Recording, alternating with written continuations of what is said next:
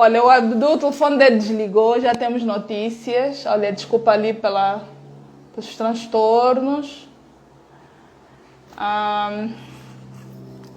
O Abdu, o telefone desligou e ele já vai entrar daqui a pouco.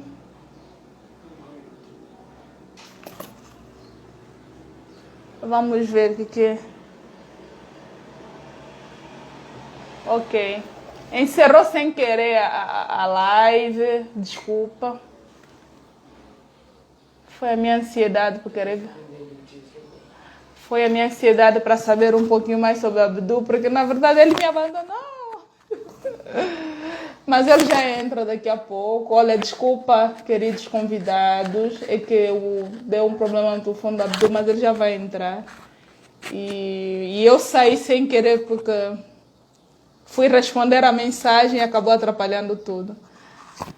Então a ferramenta que estamos a falar aqui é o PCC, né? Onde você vai colocar um quadro e vai escrever parar, começar, parar, continuar ou começar. Então, você vai analisar qualquer situação que precisas resolver. Então, vais criar uma tabela simples, criar esses bloquinhos de nota, ou então escrever na agenda, e vais colocando as premissas, o que você gostaria, numa necessidade. Olha, eu gostaria de começar um curso na EduVirtu. Aí colocas lá, começar. O que é necessário para começar? Aí escreve num desses bloquinhos e colas aí. Surgiu algum imprevisto? Por que você acha que tem que realmente fazer o curso de RH? Aí vai, olha, preciso continuar. Aí escreve lá o curso de RH.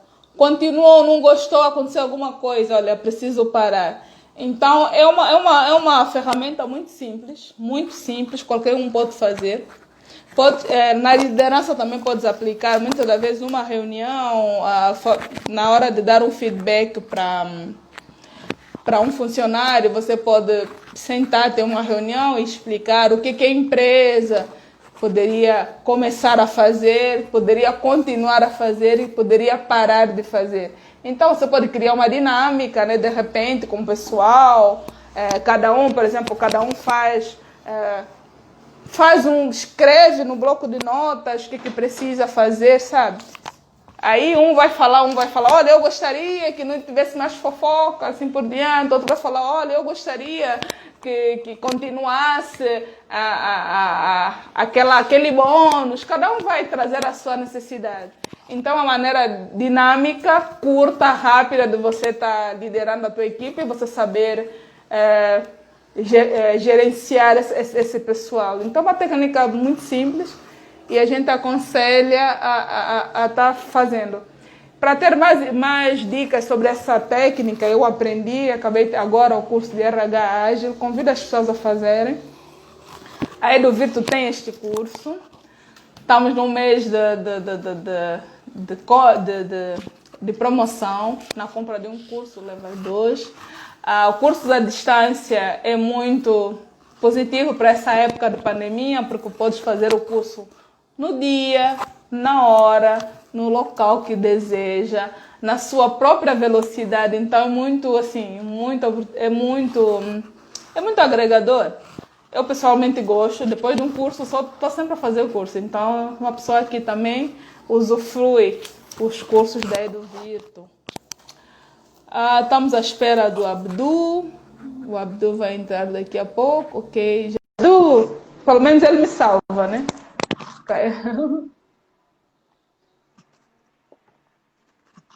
O Abdu está já a entrar.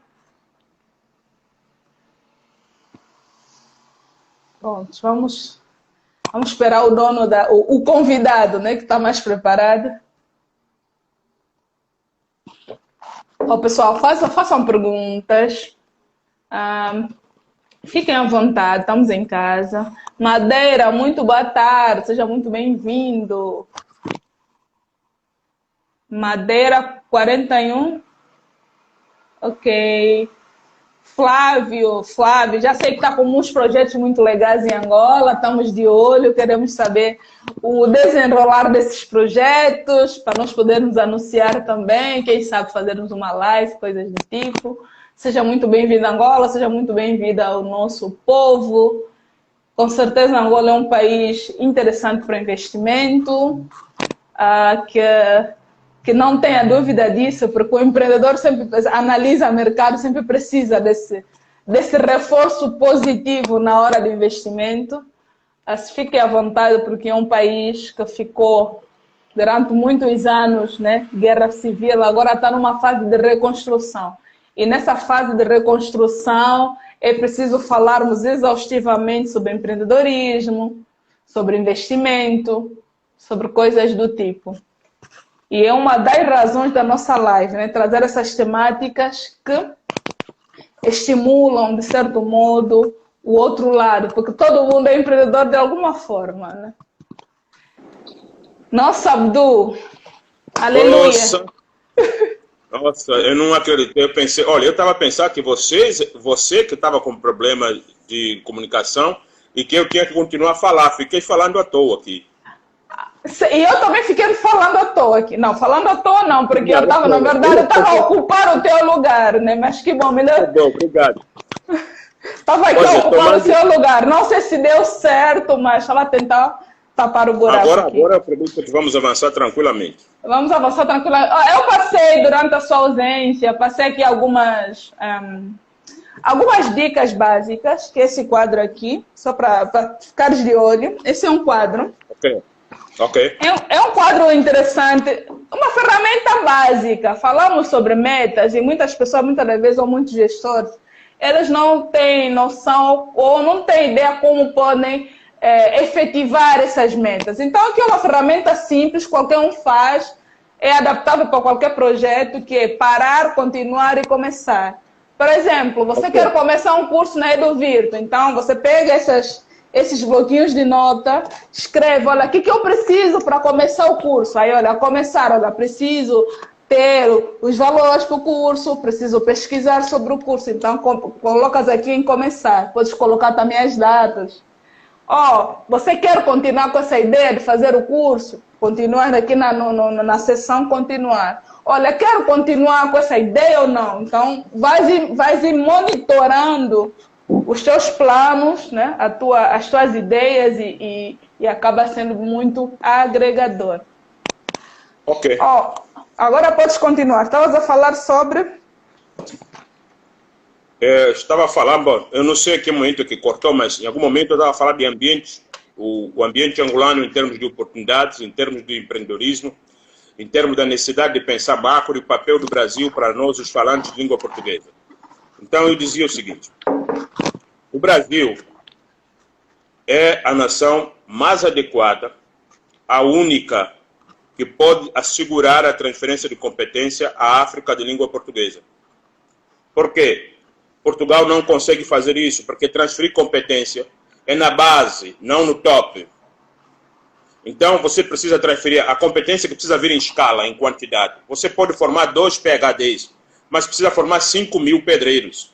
Mas esses 5.000 não podem formar só 500 e os 500 virem formar em Angola? Não, nós estamos falando que em Angola é para formar 200.000. 5.000 é para o exterior, 200.000 é dentro. Porque temos que erradicar a arquitetura do país está feia. E todos os dias estão construindo casas feias, constroem casas feias, porque eles não sabem mesmo construir.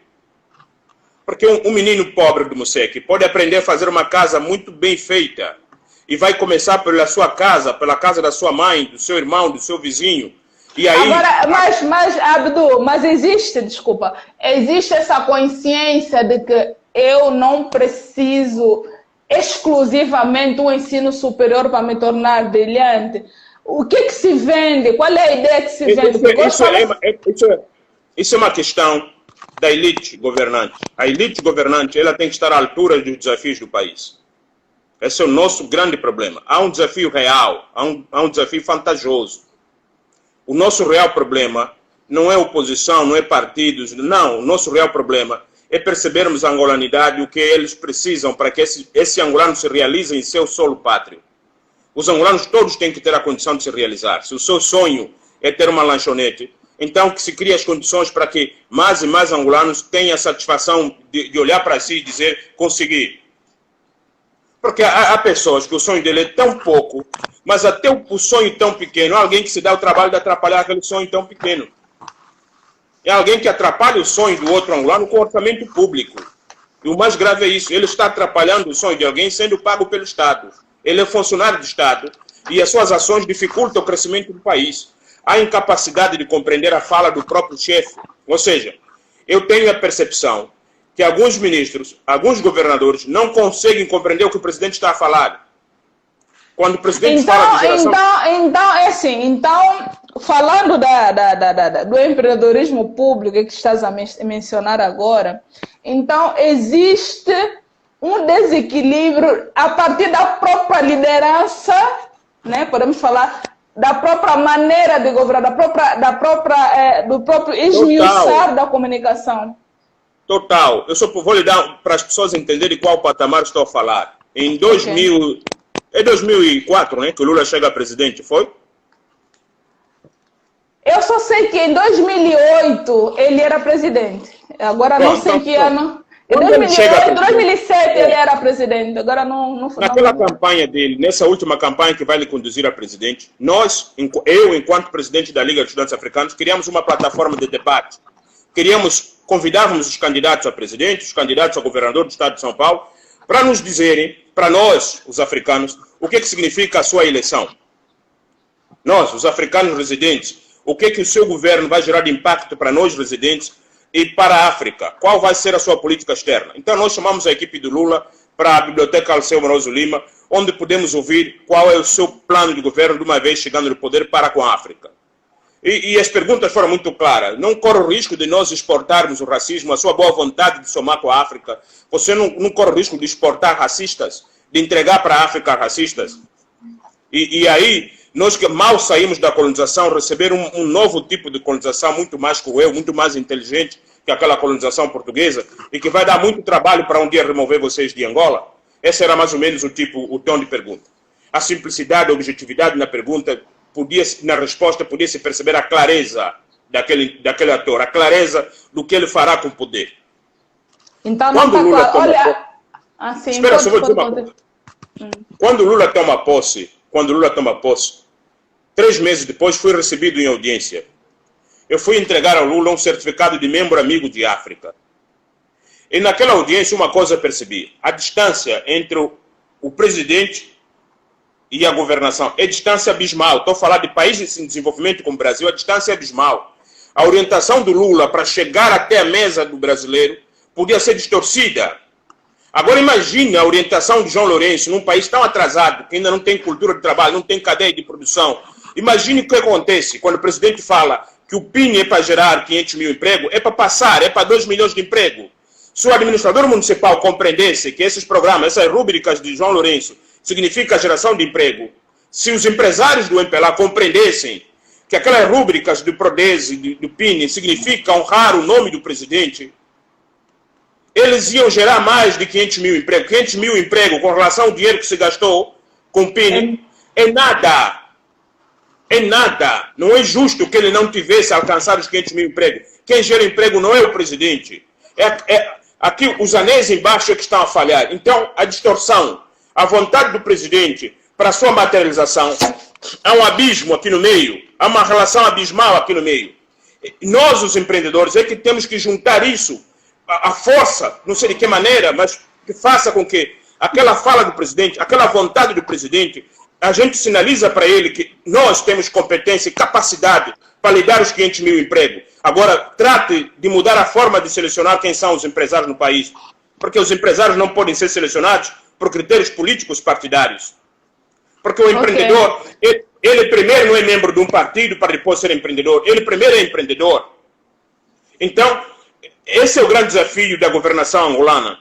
E como ser o empreendedor institucional, governamental. O simples governador que compreende a fala do presidente e que vai para a cama e diz para ele próprio como governador, o que o presidente acaba de falar, se é que eu entendi bem, ele me pede, naquela fala a mim, me cobra isso. Eu duvido que o administrador municipal consiga se colocar na fala do presidente e dizer para ele próprio que nessa fala desse homem, o meu papel é este. Essa capacidade não tem o país. O país não tem essa capacidade. E também nem mesmo a oposição tem a capacidade de dizer assim, na fala desse homem, significa, ele vai me dar o tombo desta maneira. Eu tenho que me precaver, eu tenho que me antecipar. Não temos essa inteligência. É isso que nos faz ser subdesenvolvidos. Outra coisa que ocorre muito, que eu acho que é muito... A mente do empreendedor, ela é um pouquinho diferente com a mente dos demais, porque o empreendedor tem muita fé, tem excesso de fé, que eu posso dizer assim, porque o empreendedor acredita realmente na mudança, ok? Então ele constrói, ele quer esse resultado que se consuma.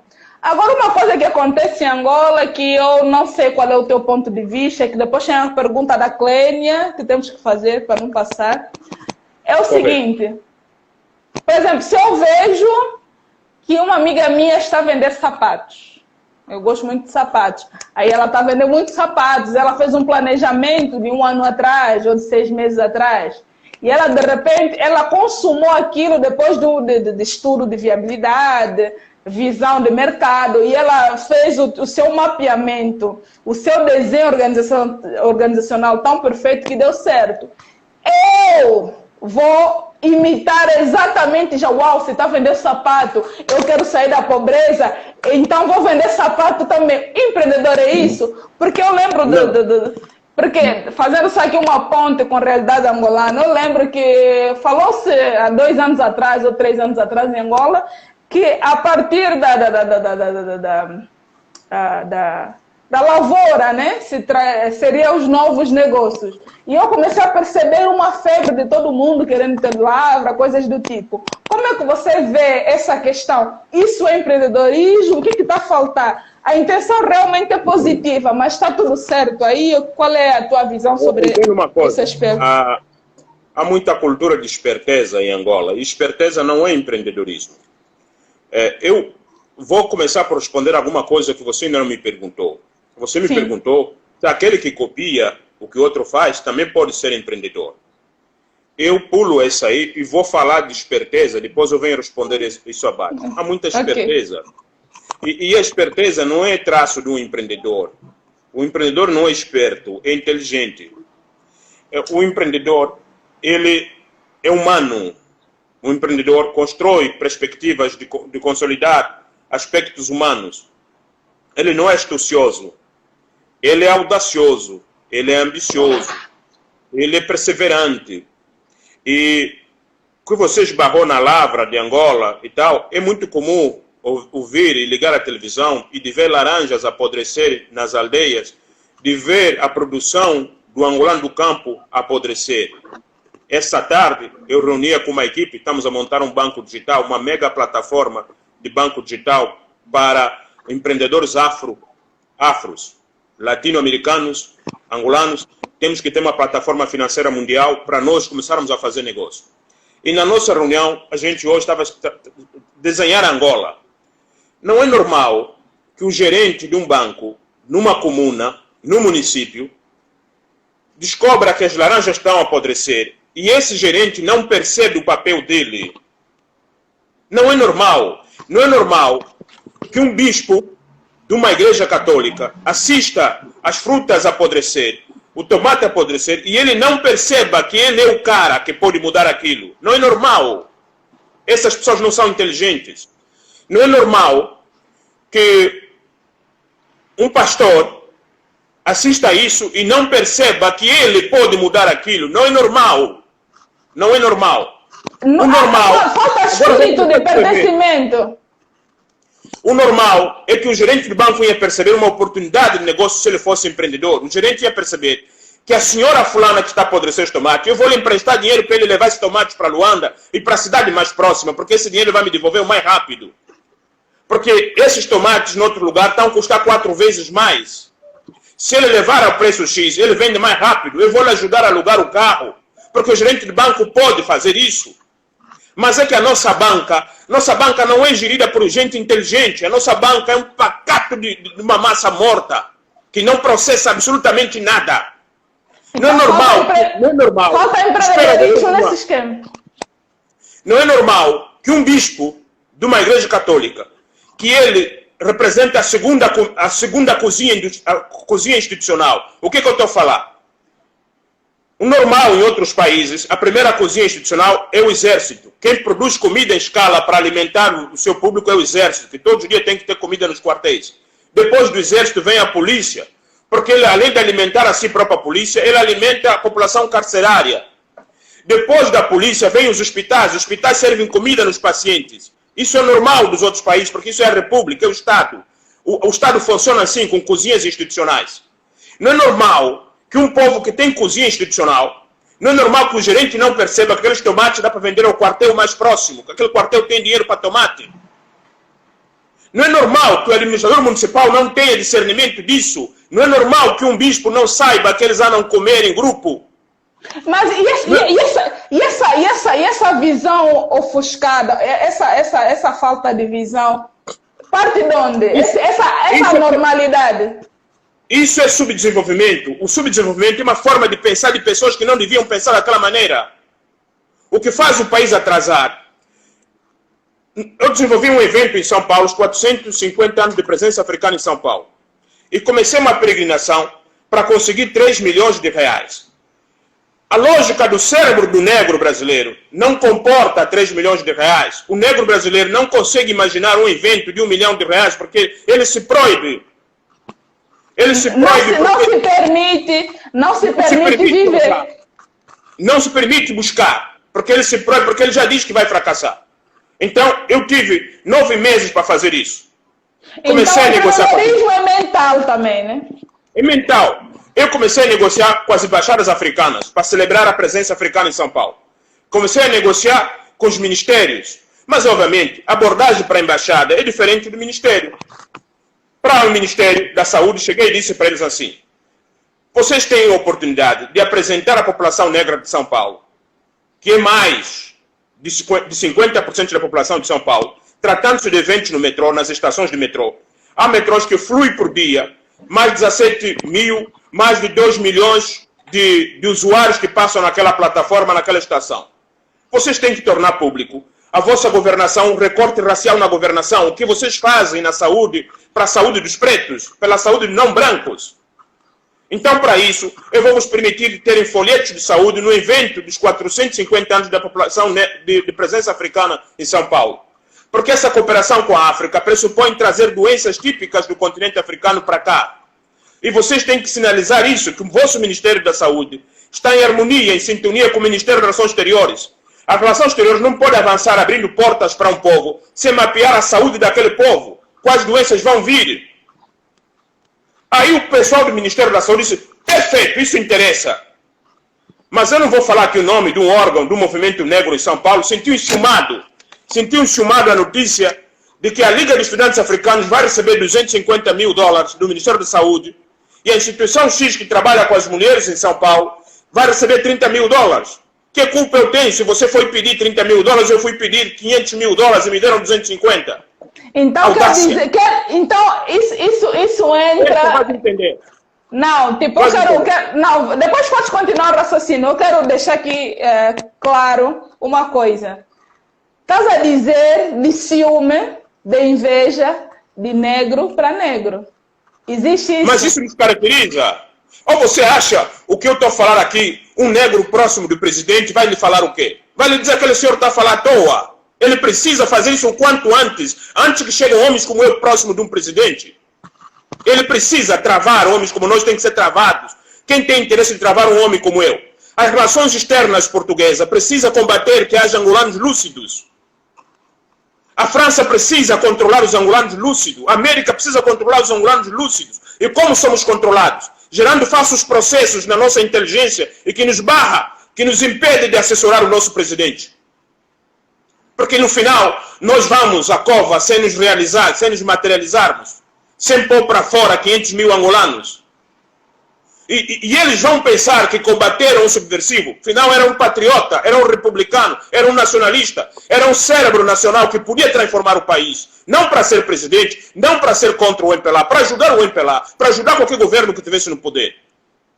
Então estás a dizer que a estratégia das guerras por exemplo, que foi motivada pelos Hutus e Tutsis por falta de gestão da diversidade, ela ainda é muito forte no empreendedorismo corporativo, no empreendedorismo em África em geral? Nós não temos o sentido, não temos a pertença do que possa vir a ser o empreendedorismo corporativo, porque isso pressupõe um programa de Estado, um programa republicano. Nós não temos atores na nossa história que tiveram clareza do que seja a república. Porque quando se tem clareza do que seja a república, você não promove ódio entre os angolanos. Um estadista nato, ele unifica os angolanos. Porque qual é a utopia do governante? Até a oposição tem que votar nele. Ou você quer desperdiçar os votos da oposição para ir na oposição? Não. Um estadista quer o último voto do país, tem que vir para ele. E como você vai almejar até o voto da oposição? Você tem que ser nobre, tem que ser bondoso. Porque a república, o Estado é pessoa do bem. O Estado é pessoa do bem por quê? Porque o Estado não pratica ódio, o Estado não prega a separação. O Estado, a sua essência, não é para isso. Por isso, quem assuma a condição de chefe de Estado jamais vai endossar um discurso segregativo, um discurso que separa. Hipótese nenhuma. Então você acha que, por exemplo, no caso dos Hutus e Tutsis, no caso de Ruanda, o presidente lá, por causa dessas evoluções que ele teve, ele conseguiu se atentar a esse aspecto que você está mencionando agora, por exemplo? Em 2012, respondendo isso, eu estava frente a frente ao Abel, como candidato a presidente da República. Eu disse ao Abel, eu até posso aceitar ser o porta-voz da sua coligação, só que eu te apresento uma condição. Você tem que defender a necessidade de uma Secretaria de Estado do combate ao tribalismo, porque o tribalismo foi uma ferramenta de dominação contra o nosso povo. Um grupo que lutou pela independência, ao chegar no poder, tem que desconstruir aquela ferramenta, tem que desconstruir aquele pilar. Porque no nosso país tem um pilar destruturante, não estruturante, que é a tônica tribalista. A tônica tribalista fragiliza o nosso exército. A tônica tribalista fragiliza a nossa polícia, fragiliza as nossas instituições. Um grupo que tem percepção do que é a república, que são estadistas, eles têm que desconstruir o tribalismo o mais rápido possível. Tem que ter um orçamento para combater o tribalismo. Tem que ter uma Secretaria de Estado de combate ao tribalismo. Aí, só porque Portugal não tem uma Secretaria de Estado de combate ao tribalismo, nós não podemos criar, porque nenhum povo criou ainda. E a inteligência é o quê? A inteligência é inovar, é criar aquilo que os outros não fizeram. Os outros não criaram uma Secretaria de combate ao tribalismo, mas nós identificamos o tribalismo como um problema. Os ministérios são o quê? Com essa secretaria, por exemplo, do combate ao tribalismo, quais são os benefícios que nós teríamos? Assim, se combate ao tribalismo? Se nós tivéssemos uma secretaria, o que é que nós teríamos?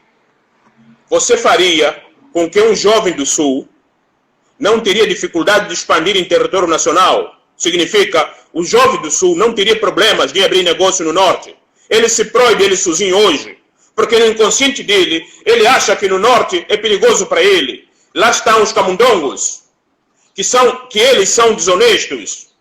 E aí o homem do Norte acha que não pode fazer negócio no centro do país, porque lá estão os bailundos. Essa construção que os portugueses criaram para nós, para separar o reino do Congo, porque tudo isso era reino do Congo. O reino do Bailundo é extensão mupata do reino do Congo. O reino Choco é mupata do reino do Congo. Então eles tiveram que separar. Sabe quantos anos esses reinos não podiam conversar? Passou mais de 500 anos. Quando da nossa independência, o nosso Estado se esqueceu disso. Os jovens que lutaram pela independência se esqueceram do que estavam a lutar.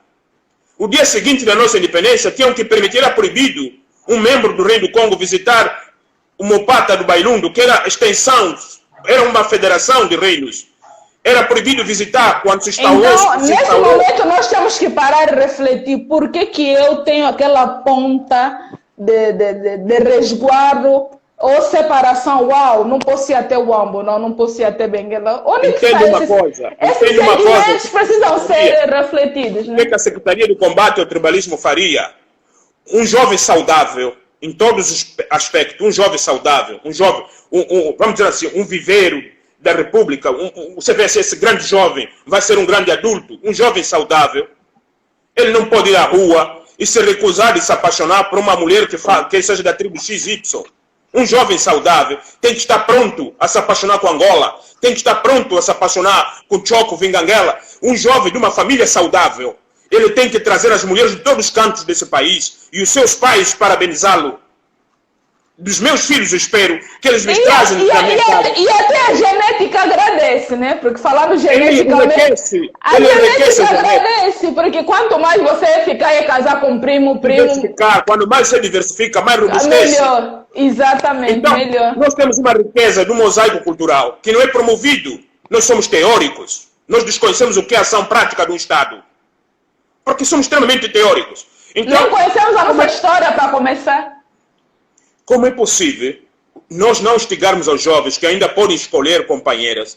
Por que não lhes instigar que Angola lhes pertence, os 4 cantos de Angola? Por que colocar na cabeça dos nossos filhos? Por que as casas fazem isso e o Estado não desconstrói? Se as famílias fizerem isso, a escola, o currículo escolar, tem que desconstruir isso. Uma secretaria de combate ao tribalismo vai interferir no currículo escolar.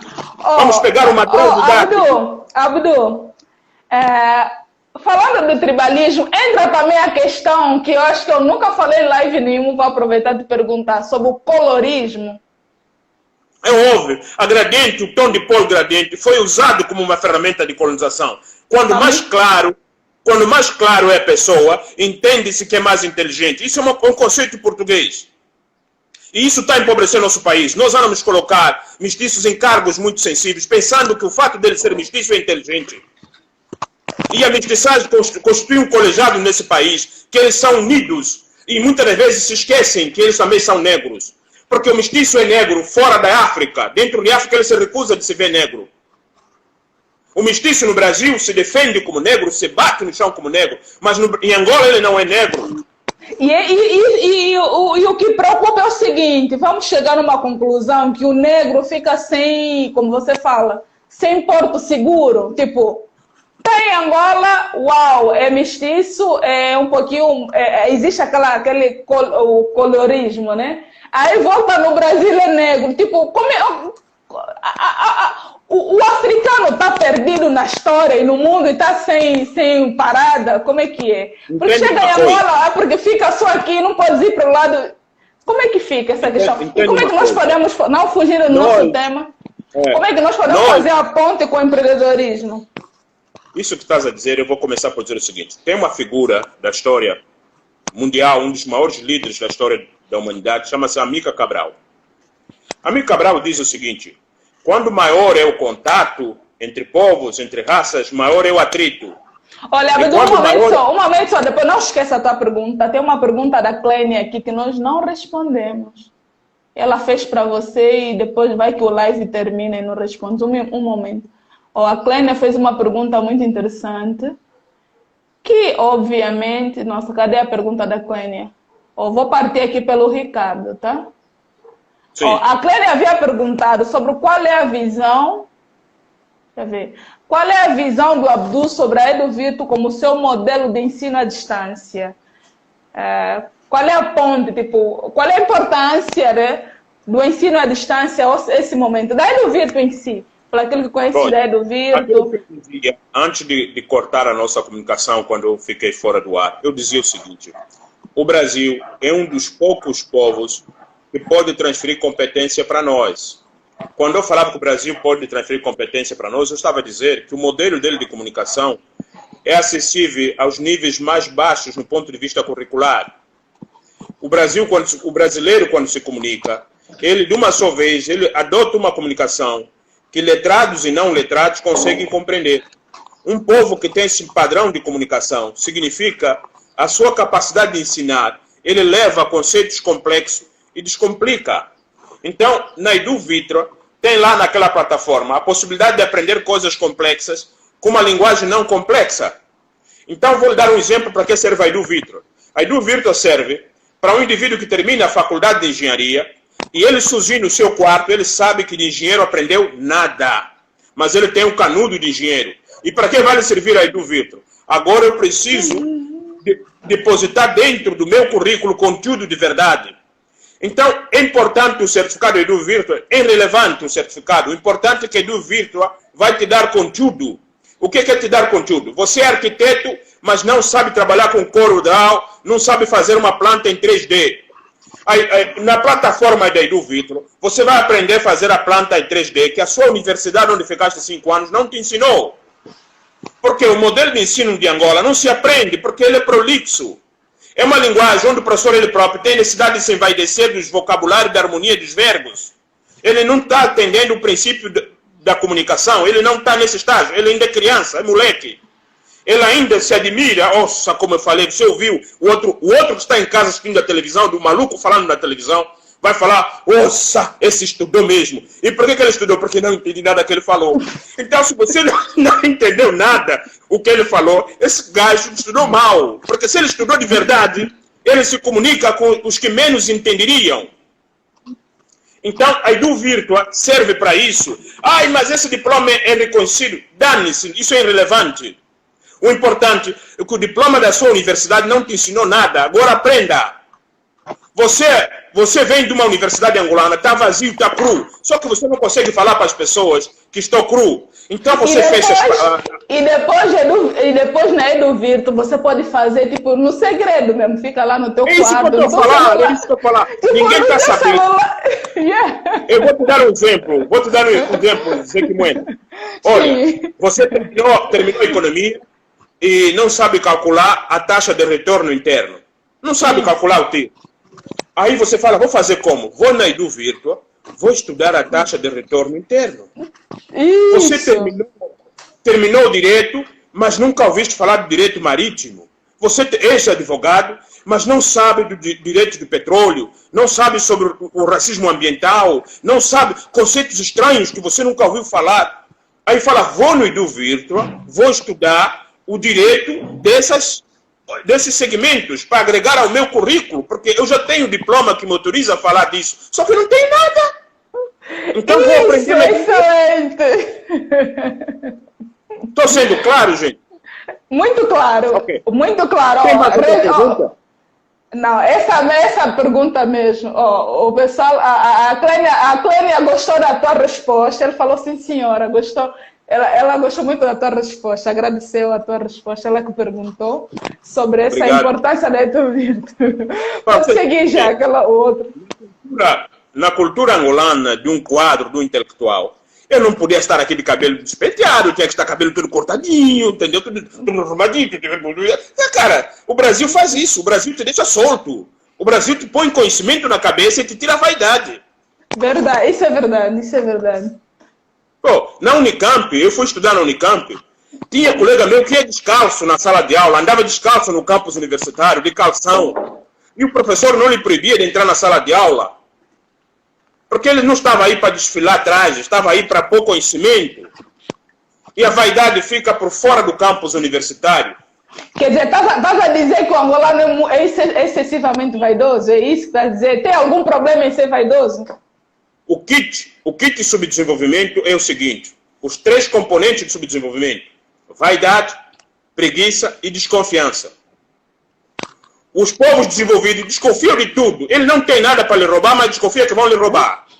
Não tem nada. Que tal me feitiçar? Que tal me perseguir? Não, ele desconfia que Edu Virtua é uma furada. Ele não está perdendo nada.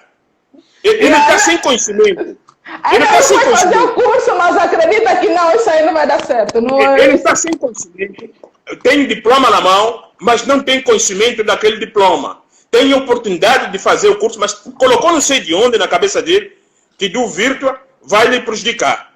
É desconfiança. Os povos subdesenvolvidos desconfiam demais, de forma exagerada. Os povos subdesenvolvidos são extremamente vaidosos. Os povos subdesenvolvidos são preguiçosos. Então, preguiça, vaidade e desconfiança é típico do angolano. É uma vaidade que, se depender da elegância dele, ele devia ser o presidente. Se o critério de ser presidente é pela boniteza e elegância, põe esse senhor para lá, pá. Nunca vi um homem tão bonito, tão elegante como esse daí. Mas é incompetente. Extremamente incompetente. Os seus colaboradores não crescem. Com toda a humildade, que não me falta humildade. A Clênia falou, Huawei, agora sabe, lembrou o papai dar bafos em casa agora. Lembrou, né? Quando falamos da vaidade, da preguiça. Porque Mas não acha, não, na tua opinião, isso não é exagero? Na sua opinião, esse é o problema? Mas até o problema, tem o problema do problema, que é a causa. Tem a causa. Nós chegamos à independência vazios. E como vai suprir aquele vazio? Tem que suprir com vaidade. Nós chegamos à independência vazios. Quanto mais a pessoa é vazia, mais vaidosa ela é, na sua visão? É mais vaidosa. Ela tem que cobrir o vazio dela com vaidade. Ela precisa, porque ela é oca. Ela não tem conteúdo, não tem substância dentro dele. Não tem. Ele não tem para lidar, ele nem sequer saberia lidar com as adversidades da vida, ele entraria em colapso. Então é um papel, então a vaidade, estamos aqui a rir, mas é uma coisa séria. Então, no teu ponto de vista, a vaidade é como se fosse um papel, é uma máscara que simboliza muitas dessas coisas que estão dentro de nossos vazios. A vaidade dos angolanos é doença. É doença. Não é uma vaidade normal. Na tua opinião, ela ultrapassou. A vaidade do angolano é doença. É vaidade que precisa importar aqui medicamentos psicossomáticos para distribuir aqui. Precisa doses de medicamentos mesmo. Precisa prescrever medicamentos. A vaidade do angolano é doença. É doença um executivo entender que tem que dar carros todos os anos, carros de luxo. É doença, é insano. É insano gastar... Por quê? É insano, porque você vai gastar dinheiro, você está com problemas sérios de saneamento, de creches, de escolas, você está desesperado para resolver tantos problemas e você sozinho começa a se encher de carros de luxo no seu executivo. Por que você faz isso consigo mesmo? Por que você destrói a sua governação? Por que você compromete o seu governo? Aqui o Francisco falou uma coisa, não sei qual é a tua opinião, o CEO da Eduvirto, né? Oferecemos 80 bolsas de estudo. A Eduvirto ofereceu, porque a Eduvirto acaba sendo, porque isso que você fala, que o empreendedor ele quer resolver um problema, né? Então, o que aconteceu? Ele ofereceu, né? A Eduvirto ofereceu 80 bolsas de estudo, apenas 19 concluíram os cursos. Então, ele fala que precisa incentivar os nossos amigos a aproveitar as oportunidades, porque ainda mais quando é bolsa. Vou lhe dar um exemplo, já que estamos numa live desse tipo aqui. Fechamos um contrato com a AF. A AF é a maior agência de intercâmbio do mundo. Previa 3.200 vagas de 3.200 angolanos por ano para sair de Angola para ir fazer as formações em 16 países do mundo. Os 16 melhores países do mundo top. As formações as mais diversificadas, entre as quais o aprendizado de idioma, aprendizado de espanhol, de inglês, de japonês, de mandarim. Se nós queremos crescer, temos que habilitar os nossos jovens a serem os nossos intérpretes. Os nossos jovens nas aldeias, nos municípios, têm que ter, numa administração municipal de Angola, tem que ter lá um funcionário que se encarrega de escrever os documentos, as cartas, para se comunicar com o Japão. Com os chineses, por exemplo. Porque o administrador municipal, ele pode atrair investimento para o seu município. Ele não precisa do ministro das Relações Exteriores. Ele pode fazer uma carta ao administrador de um outro município que vai se comunicar com os seus homens de negócio e trazê-los para uma visita ao seu município. Ele pode, mas para isso tem que ter um jovem naquele município que faça a tradução dos documentos que estão vindo da China e vice-versa. Então, eu pensava que a administração pública de Angola tivesse clareza o que significa pacotes de bolsa na área de idiomas. Mas já que é necessário mostrar ao chefe que os que raciocinam são aqueles que já estão consigo, fora daqueles que estão consigo já ninguém mais raciocina, então essa ideia não pode chegar ao chefe. E nós na teimosia pensamos o seguinte, as aeromoças da TAG precisam falar francês, precisam falar inglês, precisam falar alemão, e nós tínhamos material de campanha que tinha que entrar em Angola, que o Senai patrocinou, o Senai doou mais de $500 mil em material para a campanha para Angola, para conscientizar os angolanos que tem 14.400 bolsas de estudos.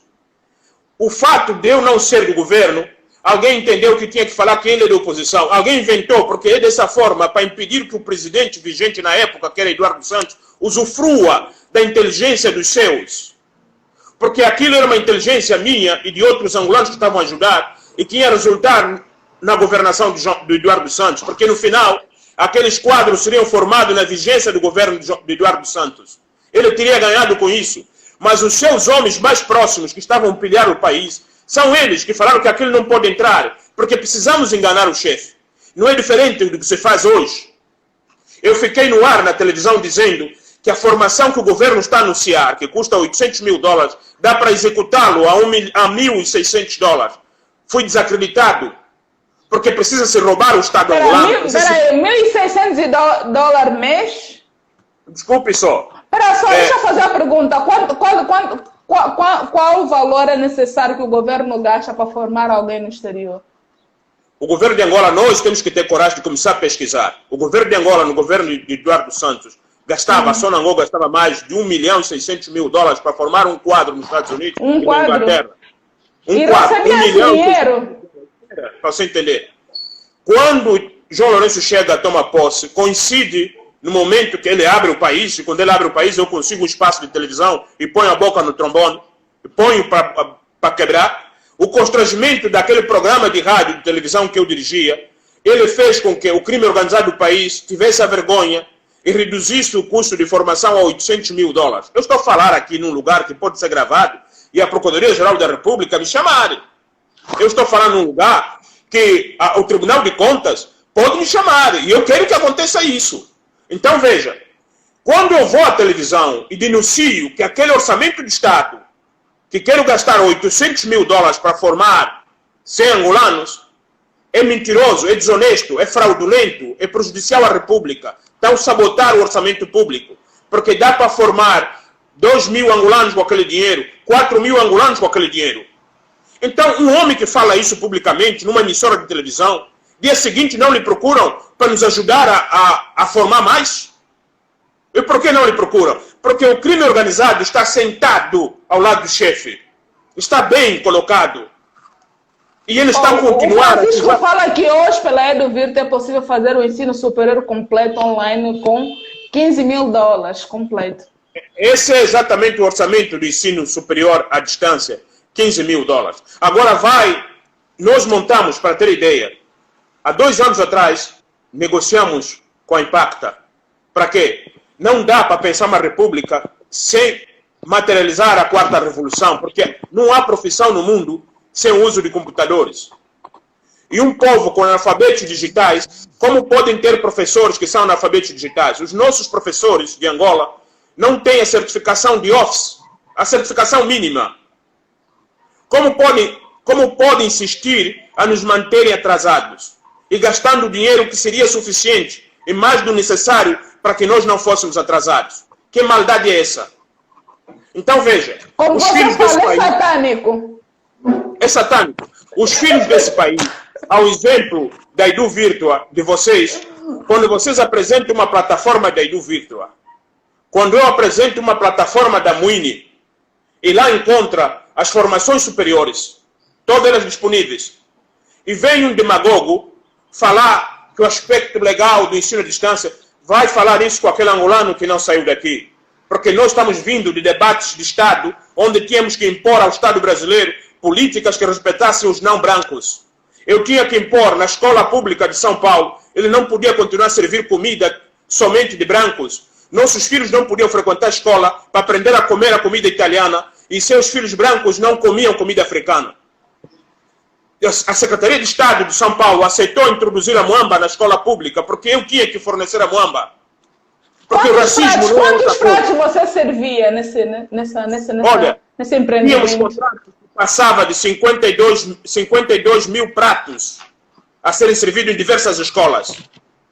Chegamos a atingir a 164 funcionários negros, africanos, de diversas nacionalidades. Aquilo que você me perguntava lá no começo. Quem vai produzir as nossas comidas? Será brasileiro? Não. E por que a lei dele não nos permite a nós, como estudantes, a ter carteira de trabalho? Nessas condições, gera-se uma exceção e lhe dá carteira de trabalho, porque não temos no Brasil quem vai produzir a comida deles. Eles próprios vão produzir a sua comida. Então, que ele tenha a carteira de trabalho, ele contrate para fazer aquilo que o brasileiro não sabe fazer. Aquilo que o brasileiro não sabe fazer, tem que contratar quem sabe fazer. Quem sabe contar as histórias angolanas não pode ser um brasileiro.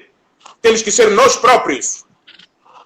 Nós tiramos de Angola, para ter ideia, a audácia, o empreendedorismo. Eu, como assessor de um deputado em São Paulo, que o Flávio Tongo conhece, que nos aproxima, chama-se José de Souza Cândido, que já faleceu, já foi a óbito. Então eu disse ao deputado, temos que fazer um projeto-lei de ensino de línguas angolanas nas escolas de São Paulo. Mais de 600 municípios. Temos que pôr nas escolas desse município o ensino do Mbundo, do Quimbundo, do Kikongo, do Vingangara. Não me importa se a minha nação não põe isso nas escolas públicas, não me importa. É isso que eu quis falar. O atraso é problema deles. Eu lá em São Paulo, como assessor de um deputado, descobri que eu podia escrever projeto-lei. Então peguei na caneta e comecei a escrever o projeto-lei para pôr no plenário, para o plenário votar. E para você pôr em votação tem que anteceder um debate. E para anteceder um debate você tem que buscar os melhores quadros que favorecem a aprovação daquele projeto-lei. Eu vim em Angola, busquei o responsável do ensino das línguas nacionais angolanas na escola, na Universidade Agostinho Neto, que é o Dr. Ndonga Fuá. Bancamos do nosso bolso. Enquanto estou fazendo esse movimento, há maluco da inteligência que está achando que sou revolucionário, que tem que lhe controlar. É tão atrasado. Em outros países, a inteligência ia descobrir que esse homem está quase a fazer um passo tão importante para Angola. A inteligência ia se juntar comigo naquela hora. O serviço de inteligência, a ala mais inteligente da República, ia me chamar, ia me apoiar, ia dizer, amigo, vamos em frente, vamos introduzir as línguas angolanas na escola de São Paulo e vamos arrancar do Brasil mais de 500 milhões de dólares por ano. Porque quem serão os professores naquelas escolas? Angolanos. Os angolanos. E esse salário vai para onde? Por que Cuba manda médicos para o mundo inteiro? Porque há escassez de médico. Haveria escassez de professores de Umbundo, escassez de professores de Kikongo, escassez de professores de Chokwe. Os angolanos teriam emprego no Brasil como professores. Íamos arrancar do orçamento público brasileiro mais de 500 milhões de dólares por ano. Aí você vai ao debate sozinho, a embaixada não compreende, o consulado não compreende, você fica isolado. O seu país é atrasado, o seu país não te entende. Você fica desmotivado. Você enlouquece. Você enlouquece. Exatamente, eu entendo a sua frustração.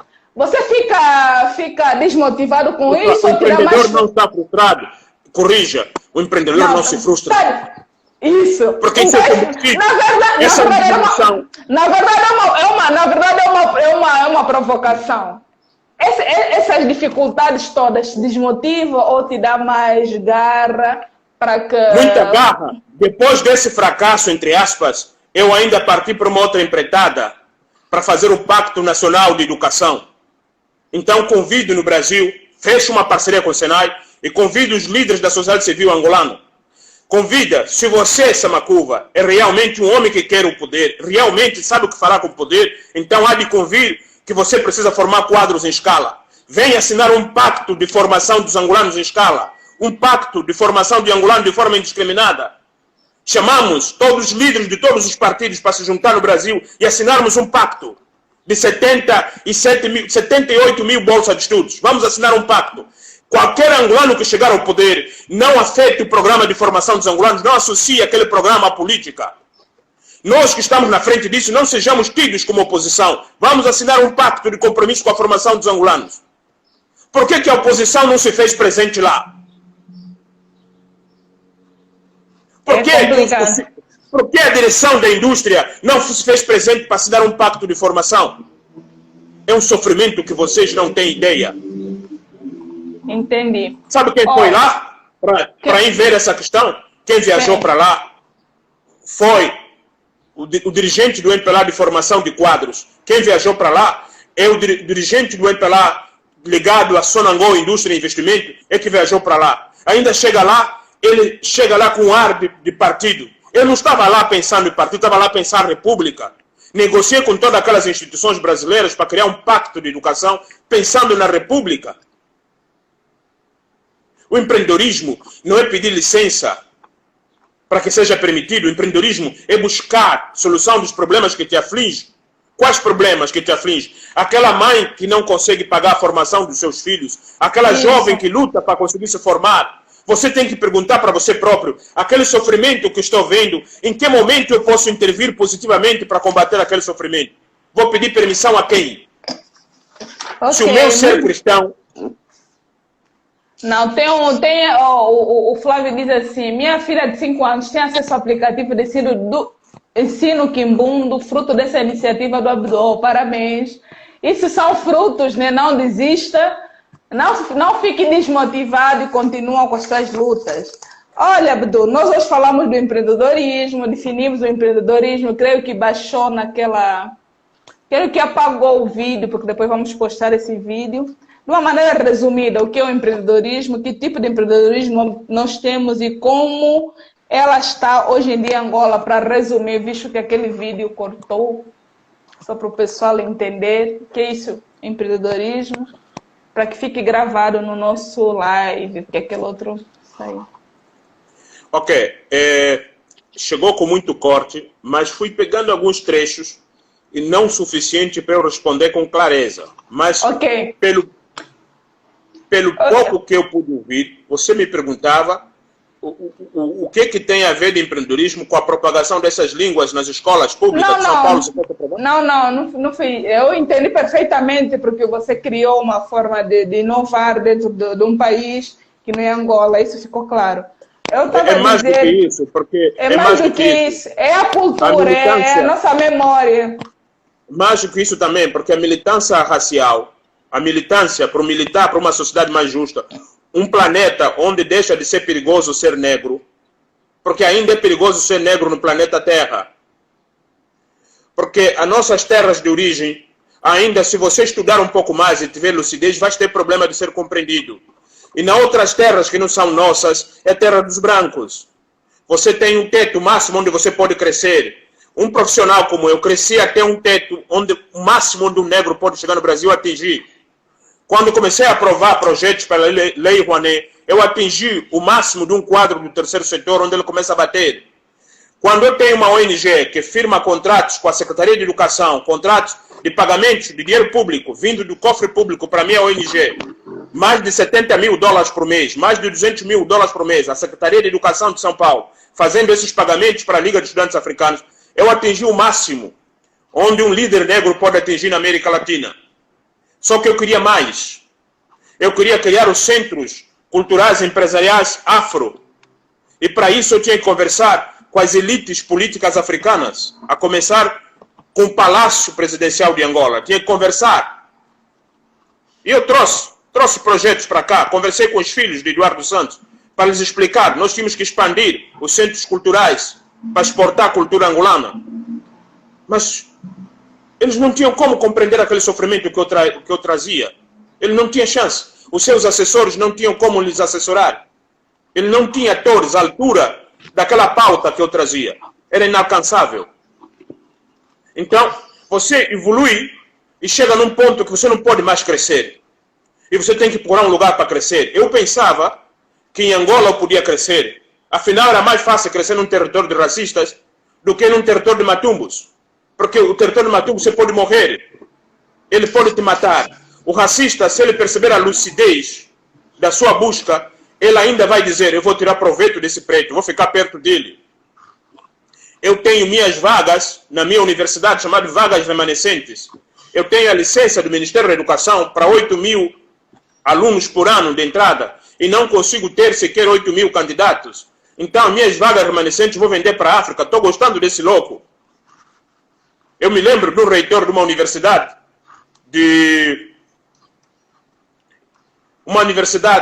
chamada Edu Vale. A Edu Vale, o Cláudio, que é um dos membros daquela universidade da reitoria, me levou na família dele, na casa dele, disse assim na mulher dele, amor, tem esse homem aqui, ou é louco, ou é um gênio. E a mulher perguntou, por quê? Todas as nossas vagas remanescentes dá para serem ocupadas por os africanos. Eu já sentei com uma faculdade também a propor isso, né?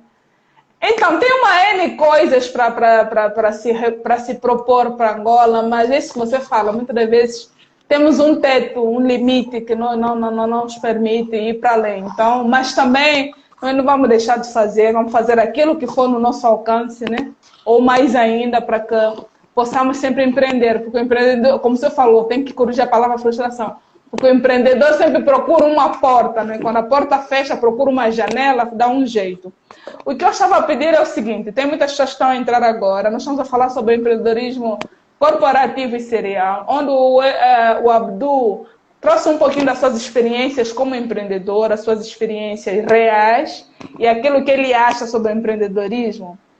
Para essas pessoas que estão a entrar agora, Abdu, o que é, só para poder, de uma forma de resumo, o que é o empreendedorismo, que tipo de empreendedorismo existe, por que é importante falarmos sobre esse tema?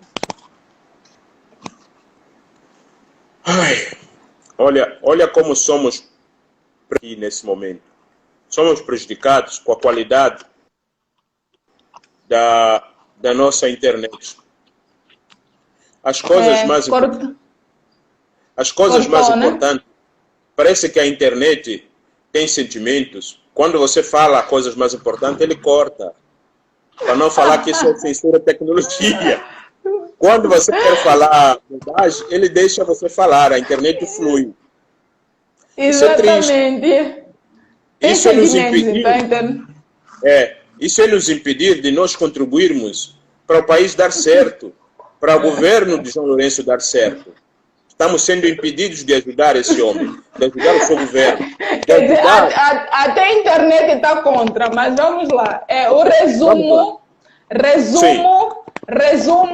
por que valeu o dia de hoje? O resumo do tema, o que é empreendedorismo, que tipo de empreendedorismo há e por que é importante falar sobre isso, de uma maneira resumida para o pessoal que está entrando. O dia de hoje me dá saúde. O dia de hoje me deu saúde. Você está numa plataforma como essa. Eu sou fellow da Choca. Ou seja... E até queria que você explicasse sobre o fellow da Choca, nem explicou, mas pode já aproveitar e fazer a ponto com a pergunta. Eu sou fellow da Choca. Eu passei a ser fellow da Choca por ter desenvolvido o PLEC. O PLEC é Programa Laços Étnicos Culturais.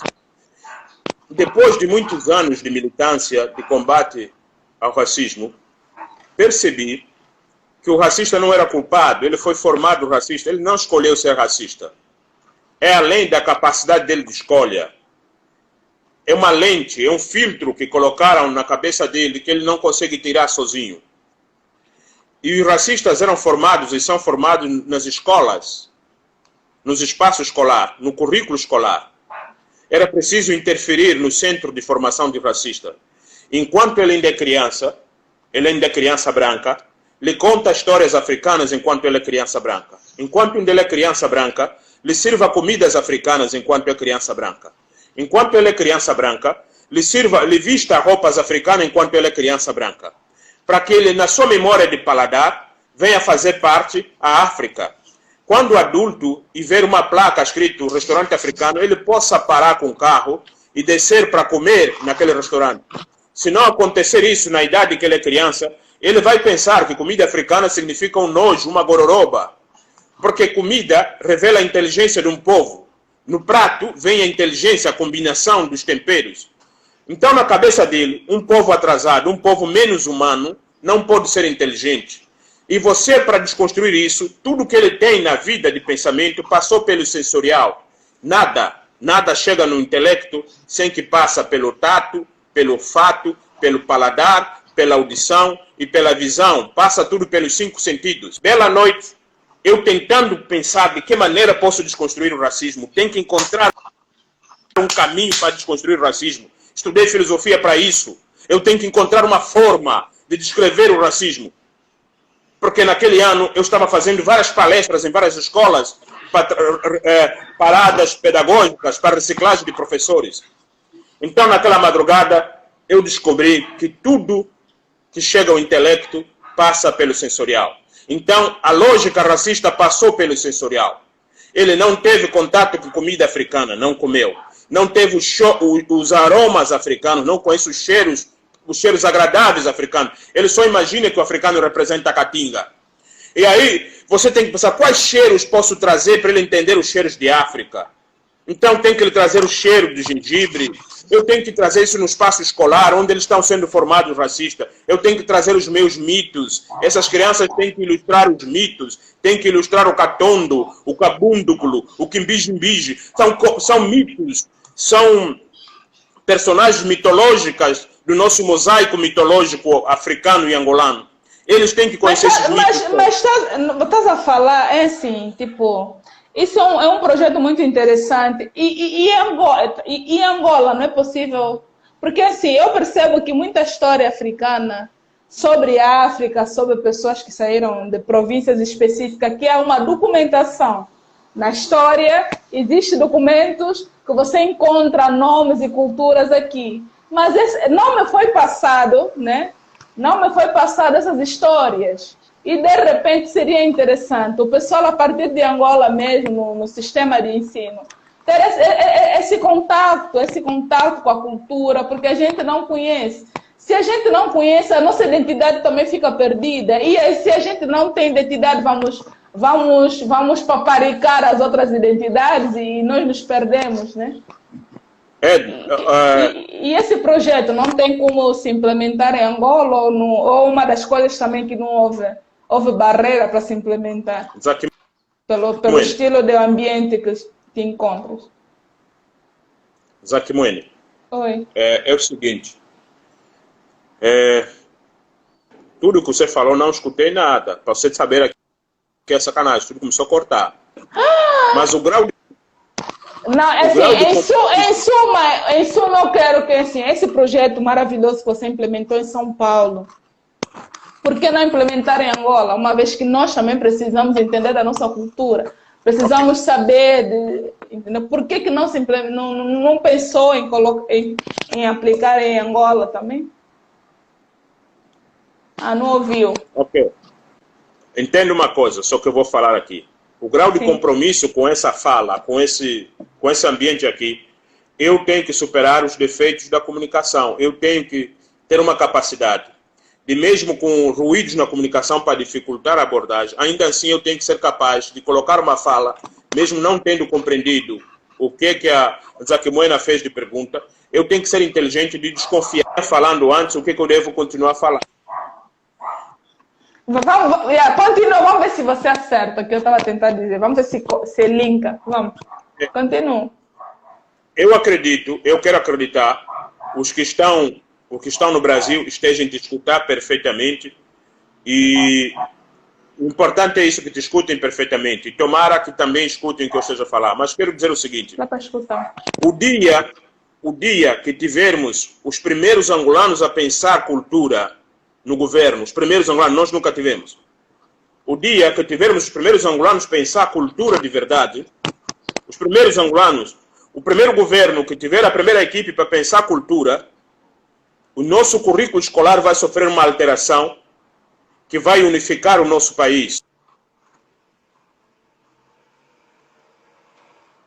Nossa, parece que ouviu a minha pergunta. É perfeitamente essa a resposta. Vamos ver se ainda...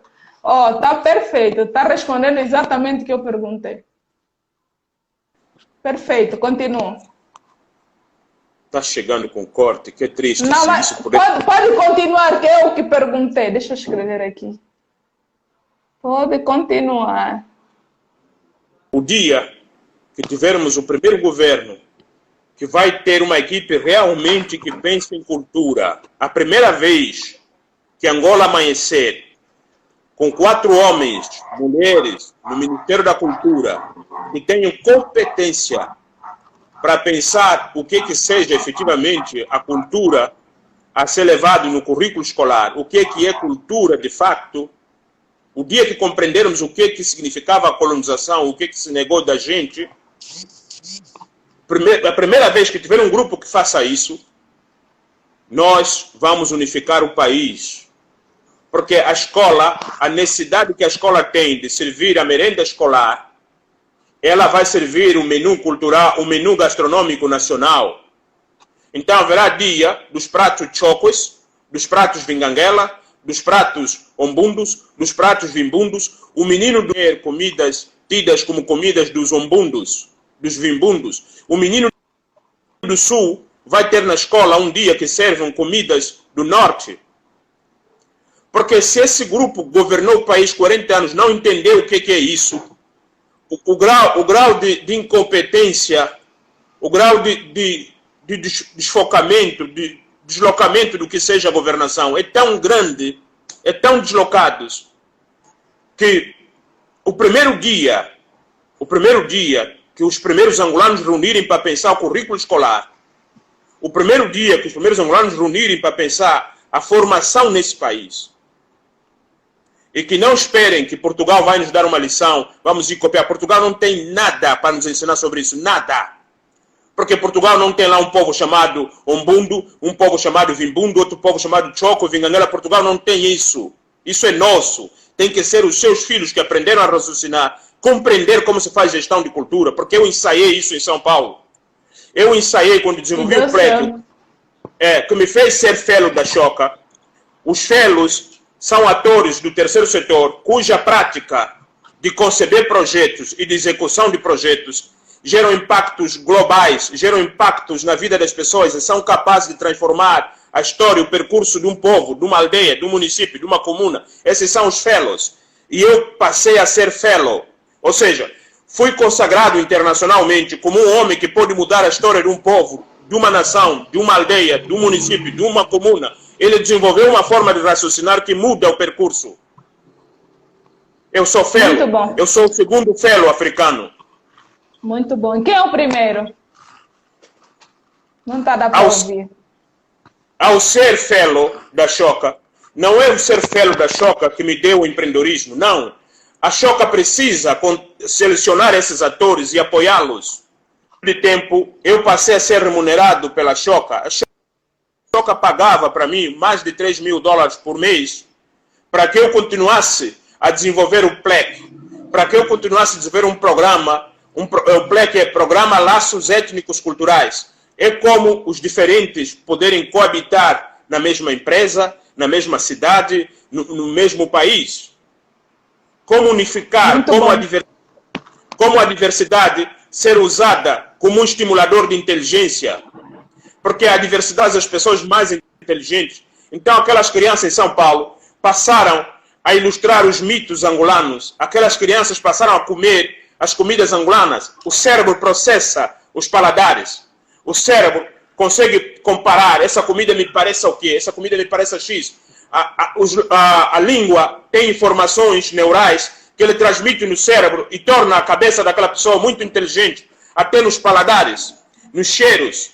Se essas pessoas, esses jovens, forem beneficiados da diversidade cultural planetária, os fará adultos aptos para a era pós-global. A era pós-global. Muita pena que não dá para. Muita pena que o Abdu não está me ouvir. Ele simplesmente só está a falar. Queria muito falar agora sobre cidade. Agora falei alguma coisa que. Agora falei alguma coisa que autorizaram que eu continue a falar. Não, você usaste uma palavra muito interessante, que é cidadão planetário, né? A gente se sentir pertencente. É uma política também. Após a era global. Quais vão ser os cidadãos após a era global? Qual é o tipo de ser humano serão após a era global?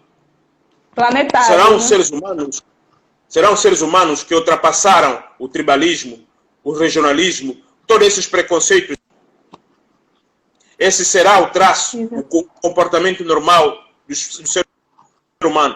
Mas isso para acontecer, na era global, que uma cultura sobrepõe-se à outra, é preciso que aquelas outras culturas que se sentem enfraquecidas tenham capacidade de sobrepor-se, de resistir. Então, cada um de nós, africanos, tem que ser um embaixador de nossa cultura. Eu fui naquele país do Brasil. Eu servi comida para mais de 50 mil jovens, 50 mil crianças comeram as comidas angolanas, comeram a pizza de quizaca, a pizza de macaxequila, comeram a muamba. E isso dá dinheiro. O SESC, que é o centro de cultura que tem aí em todo o Brasil espalhado. Sim. O SESC que te contrata para você fazer uma tarde de degustação angolana. Oficina, né? Uma tarde. A Secretaria de Estado do Idoso, a Secretaria do Idoso de São Paulo, contratou-me, pagou-me para eu pensar como potencializar o idoso das grandes metrópoles. O idoso da grande metrópole, ele envelheceu sem mitologia, sem contos. Como ele vai atrair a atenção do seu neto que tem o videogame? Esse idoso urbano, ele tem dificuldade de ser avô. Então, você tem que lhe potencializar com mitologia, com contos, com cantar o seu neto em casa. Pizza de quizaca. É só Abdu, né? Para ver que ele... Abdu, estamos a ter muito problema de comunicação.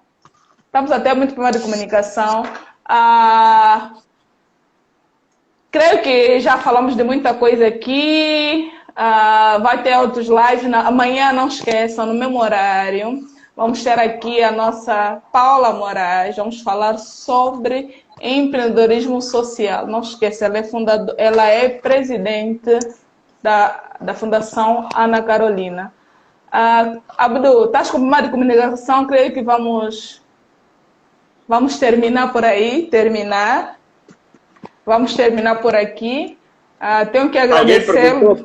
Alguém perguntou ali pizza de quê embaixo? Perguntou pizza de quê? Quando eu falava pizza de macaxiquila, pizza de quizaca.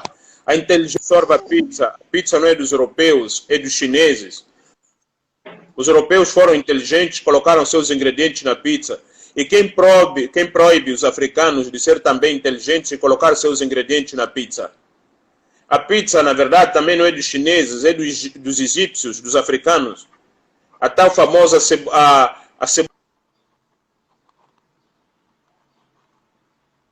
Pipa. Então, pizza de quê? Sim. Isso é ser empreendedor, fazer uma coisa assim, uma coisa inovadora. Então, ela é a pessoa ideal para falar exatamente sobre isso. Tá bom. Eu estou à disposição para contribuir. Terminamos. Ok. O Leonildo está a rir bastante.